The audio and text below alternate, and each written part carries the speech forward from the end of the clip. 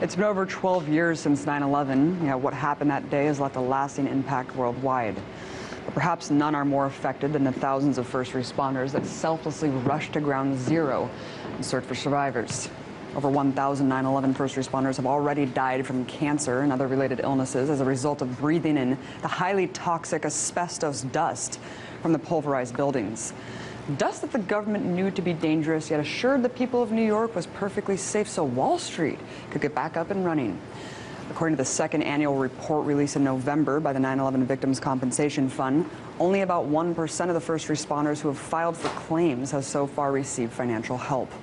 And although the corporate media has mostly ignored the plight of the first responders and the 9/11 cover-up as a whole, amazingly, they're finally picking up the story. Some retired New York City police officers and firefighters lied about health problems after the attacks of 9/11 to get millions of dollars in federal disability benefits. Among those charged, Luis Hurtado, who prosecutors say was starring in instructional videos as a 6th-degree black belt, all while telling the New York Police Department he was disabled with neck injuries and psychological problems. The accused include 72 former NYPD cops, as well as city firefighters and correction officers. Many reportedly cited post-traumatic stress from the 9/11 attacks for their inability to work. Yep, instead of focusing on the insane struggles the dying first responders face today, the media has chosen to put all the attention on a couple dozen who have allegedly frauded the fund. Great job, guys. Well, earlier I spoke with someone who's been researching 9/11 for years. His name is Jon Gold. He's an author and investigative journalist. I first asked him why he thinks the media is latching onto a story about 9/11 fraud rather than 9/11 illness. Well, the government lied about the air and water quality down around Ground Zero, and as a result, thousands of 9/11 first responders have gotten sick. Over 1,000 have died. The founder of the Feel Good Foundation, John Feel, posts news what seems like every week of a 9/11 first responder dying. No one was held accountable for these lies, and it's essentially an issue that they don't want us to dwell on. Yeah, it's easier to just talk about a couple people frauding the system than the massive cover-up with that health-related issue. John, let's talk about an even bigger story when it comes to 9/11, which is the cover-up, specifically the latest regarding Saudi Arabia's complicity and the CIA's foreknowledge of it. To what extent do we know that Saudi Arabia was involved logistically and financially backing the hijackers in the U.S.? Well, I think we need to release the 28 redacted pages of the Joint Congressional Inquiry to find out. This is something that the families have been fighting for years. And right now, I believe Representatives Stephen Lynch and Walter Jones have written a resolution asking Obama to release those 28 redacted pages. Kristen Brautweiser, one of the famous Jersey girls, asked Obama to his face to release those 28 redacted pages. He said he would look into it and get back to her. One thing about those 28 redacted pages is they're just the tip of the iceberg.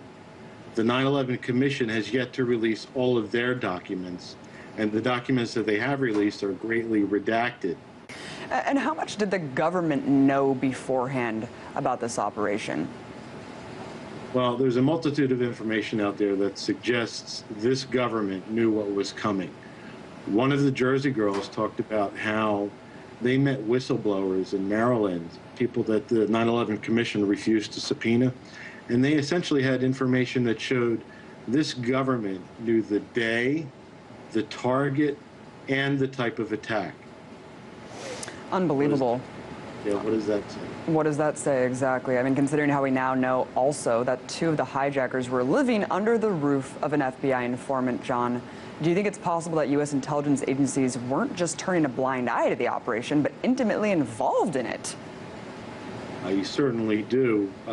I recommend reading the book Disconnecting the Dots by Kevin Fenton, which essentially makes the case that the CIA was seemingly protecting those 2 hijackers in San Diego. I also recommend the works of Ray Novoselsky, Rory O'Connor, and John Duffy, which elaborate on this issue. And what are some other things that they say in the books that we should know about? Can you summarize any of it? Well, they talk about how a CIA agent supposedly sent a memo that talked about how these hijackers entered the country, and they never sent this memo, but they lied about it and said that they did. This is just one of the things that they talk about. A lot of lies, John, that's for sure. It seems like lies everywhere you look. The 9/11 Commission report also said that the funding behind these terrorist attacks were of little practical significance. That's actually an exact quote. John, is that true?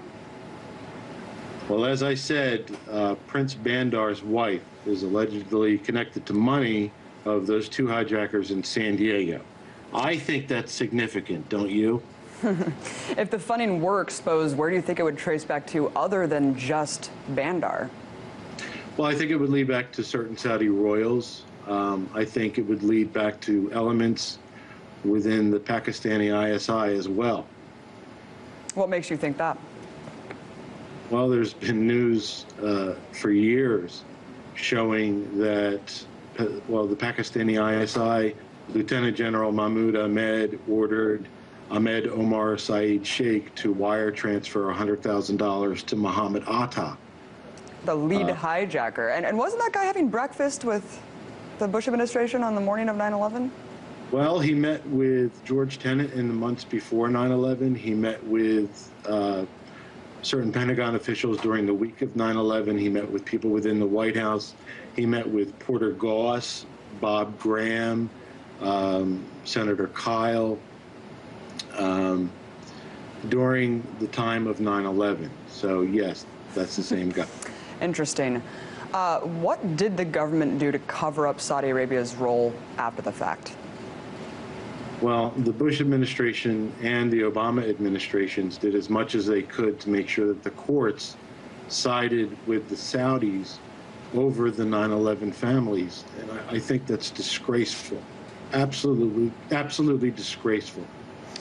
What did they do to side with the Saudis instead of the families? Well, for instance, as I said, Kristen Brettweiser asked Obama to release those 28 redacted pages. He said he would look into it and never got back to her. Alina Kagan, on behalf of the Obama administration, filed a brief with the Supreme Court, I believe, if I remember correctly, asking them to protect the Saudis, to make sure that they could not be sued. That's just one of the things that they've done. And of course, you know, flying out the family, and they claim that bin Laden was the black sheep. Of course, we know that that isn't true also. What's your response to people who say that the cover-up was just a cover-up of the incompetence of the administration for not acting on the warnings, John? The Bush administration was anything but incompetent. They wanted war, they got it. They wanted to make billions for their corporate friends, they did. They wanted to expand executive power, they did that as well. They committed crime after crime after crime during their time in office and essentially remained Teflon coated throughout. They were anything but incompetent as far as I'm concerned. And, you know, I know Bob Graham is obviously outspoken about this Saudi cover-up, but why do you think not more members of Congress are putting their hands up in the air and saying, hold on, I mean, we have the entire foreign policy agenda and domestic policy based on this event, John? I mean, this is a pretty shocking cover-up going on. Well, you know as well as I do that many people in Washington, D.C. are essentially bought and paid for. 9/11 has been used disgracefully to do a number of things over the years. You know, it's used to justify the warrantless wiretapping, the torture, the drone attacks, to help essentially the military-industrial complex. So, you know, many in D.C. work within the military-industrial complex, so it's not in their interest to do so. What does it say, lastly, John, about the fact that our government was aware of Saudi Arabia's involvement, at the very least, chose to completely ignore it and cover it up, and that Saudi Arabia remains to this day to be the closest ally to this country in the Middle East? Saudi Arabia and the United States have been partners in crime for years. It does not surprise me at all that the United States would cover up Saudi Arabia's involvement. you know, we would be foolish to in 2010, WikiLeaks said that Saudi Arabia was still the chief financiers of Al-Qaeda. We would be foolish to think that the United States was not aware of this, and yet we've sold them billions in weapons and so on and so forth. This is another thing that's absolutely disgraceful. And of course, they're a horrendous human rights abuser as well. Jon Gold, amazing to have you on, author, investigative journalist. Everyone check out the timeline, History Commons. That's what you said to me earlier. Really great research there. Thanks again for coming on, Jon. Thank you very much, Abby, for having me on today.